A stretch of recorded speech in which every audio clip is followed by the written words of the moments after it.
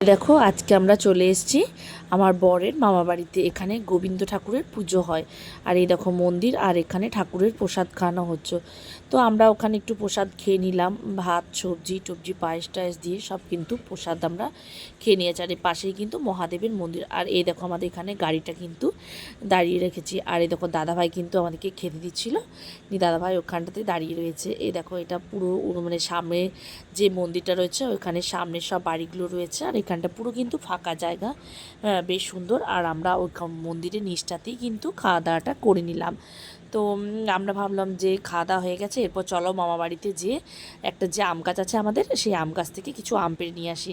তো আমার বর যে ওদের বাড়িতে যে কাজ করতো ওকে ডেকে নিয়ে আসলো, ওই দাদাকে নিয়ে। ওই দাদা আবার গাছে উঠে ওর ছেলেকে গাছে উঠিয়ে আম আমাদেরকে কিছু পেড়ে দিল। বললো তোমরা তো আসো না, তো কিছু একটু আম তাহলে পেড়ে দিই, চলো নিয়ে যাবে। তো বললো ঠিক আছে চলো, আমগুলো দেখছি বড় হয়েছে, কিছু আম একটু পেড়ে নিয়ে যায়। তারপর একটা থলিকে দিয়ে দেওয়া হয়েছে। ওর বউ সবাই এসেছিলো বাড়িতে থেকে, ওখান থেকে নিয়ে এসে আমাদেরকে কিছু একটু আম পেড়ে দিল। আর আমরা ওখানে দাঁড়িয়েছিলাম। বাবাই কিন্তু ও আর গাড়ি থেকে নেমে আসেনি। ও বললো মা আমি এখানেই রয়েছি, তোমরা আমগুলো পেড়ে নিয়ে এসো। এই দেখো ওখানটাতে ব্যাগের মধ্যে আমগুলোকে নিচ্ছে, আর আমি এখানটাতে দাঁড়িয়ে রয়েছি। আর আমার বর কিন্তু পাশেই দাঁড়িয়ে রয়েছে।